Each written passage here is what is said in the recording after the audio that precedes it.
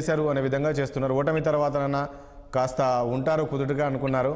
కానీ ఇక్కడ కూడా మళ్ళీ కుటుంబ పాలన లాగానే ఒక కేటీఆర్ మాత్రమే ప్రతిదానికి వస్తున్నారు అనే విధంగా ఈరోజు లోపల కామెంట్ చేశారు అసెంబ్లీలో.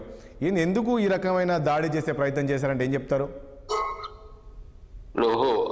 కుటుంబ పాలన అనేది దేశంలో కొత్త కాదు, పాత కాదు.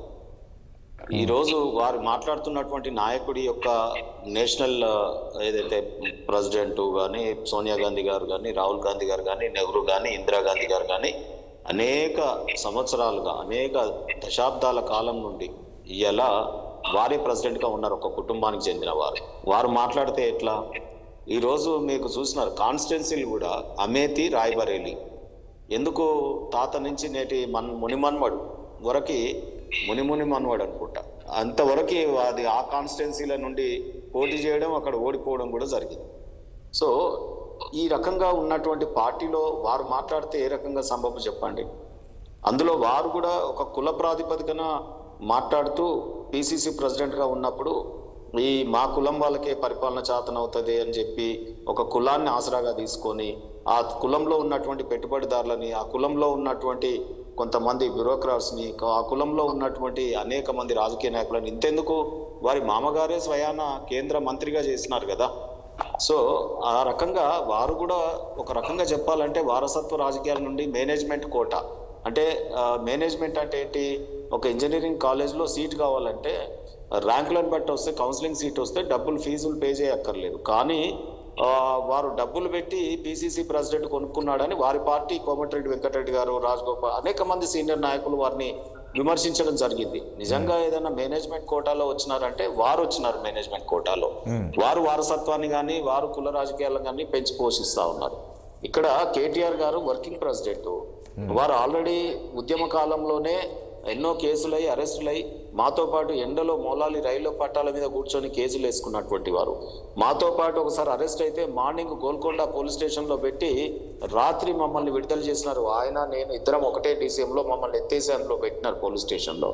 సో నేను ఇక్కడ చెప్పేది ఏంటంటే వారు ఎమ్మెల్యేగా అంచెలంచెల మెజార్టీతో వారి తండ్రి పోటీ చేసిన కాన్స్టిట్యున్సీ కాదు అది, తను సొంతగా నిలబడి గెలిచినటువంటి. అదే అంటున్నారు కదా ఈ రోజు కాంగ్రెస్ పార్టీ, ఈ రోజు అదే కాంగ్రెస్ పార్టీ, అదే సోనియా గాంధీ ఈ రోజు తెలంగాణ ఇవ్వకుంటే ఇక్కడ కేసీఆర్ ముఖ్యమంత్రి అయ్యేవారు కాదు, కేటీఆర్ మంత్రి అయ్యేవారు కదా.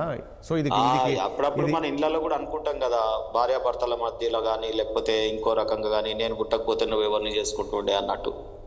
ఏంటండి ఇది? సోనియా గాంధీ గారు ఇవ్వకపోతే వారి చర్చ జరుగుతుంది అక్కడ పోరాటం. ఈ రోజు ఉద్యమం గెలిచింది. ఉద్యమం అనేక దఫాలుగా అన్ని దశలను చేరుకుంది. 1952 నుంచి మొదలు పెట్టినాం. కొంత లేట్ అయినా ఈసారి కేసీఆర్ గారి నాయకత్వంలో వినూత్న పంతాలో పోయినాం. ఒకసారి అగ్రెసివ్గా పోయినారు ఒక ఉద్యమ కాలం విత్ ఇన్ ది పార్టీ ఉన్నారు.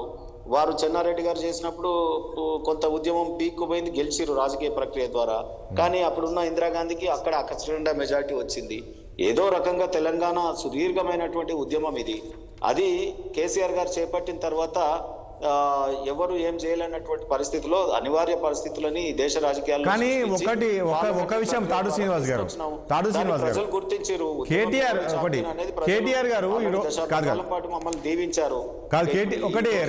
ఒకటి తాడు శ్రీనివాస్ గారు ఇవ్వకపోతే తెలంగాణ లేదు. తాడు శ్రీనివాస్ గారు, రేవంత్ రెడ్డి గారు నేను ఏమంటున్నా, కేటీఆర్ ఒక సీనియర్ నాయకుడు మీరు అన్నట్లు ఉద్యమం నుంచి వచ్చారు, మంత్రిగా పనిచేశారు. కానీ ఈరోజు అసెంబ్లీలో రేవంత్ రెడ్డి గారు మీరు జాగ్రత్త, మా దగ్గర 39 మంది ఉన్నారు, మీరు 64 మంది ఉన్నారు, కేవలం 1.80% ఈ రకమైన కామెంట్స్ చేయడం అనేది ఇది కరెక్ట్ అయిన పద్ధతి కాదేమో అనిపించింది.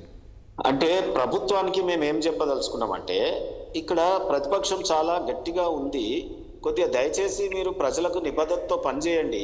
ఒకవేళ లేకపోతే పోరాటం ఈ రకంగా చేయాల్సి వచ్చినప్పుడు ఇంత బలంగా ఉన్నామని చెప్పుకునే ప్రయత్నం చేస్తాం. ఆ రకంగా ఉంటుంది తప్పకుండా. రాజకీయాలలో కాకపోతే ఇక్కడ ఉన్నదే మాట్లాడినాం, లేనిది చెప్పినామా? రేపు ఏదైనా బీజేపీ వాళ్ళు అంటారు చూడండి, ఏక్నాథ్ షిండే వస్తున్నాడు, రేపు ఇదైతుంది అదైతుంది అని చెప్పినామా? వారికి ఉన్నటువంటిది ప్రజలు కూడా 1.85% అన్నారు. సో ఆ రకంగా చెప్పేది ఎందుకు అంటే ప్రభుత్వం ఒక బాధ్యతతో వ్యవహరిస్తుందని. ఇలా అసెంబ్లీ కొత్తగా ఏర్పడింది, వారు సభా నాయకులు, సభను నడిపించుకోవాల్సిన బాధ్యత వారి మీద ఉంటుంది. ఎంతో ఎత్తుకు ఎదిగినారు, రేవంత్ రెడ్డి గారు సీఎం అయినారు. ఎంతో ఎత్తుకు ఎదిగిన వాళ్ళు ఒదిగుండాలి కదా కొద్దిగా. ప్రతిపక్షం అన్నాక విమర్శలే చేస్తుంది. అక్కడ పొగడడానికి మేము వచ్చినాం. ప్రజలు మమ్మల్ని ఏ తీర్పిచ్చినారు?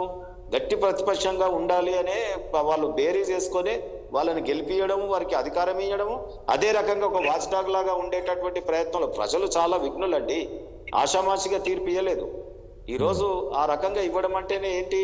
మాకు ఈసారి కాంగ్రెస్ ప్రభుత్వం దానికి ఒక చరిత్ర ఉంది.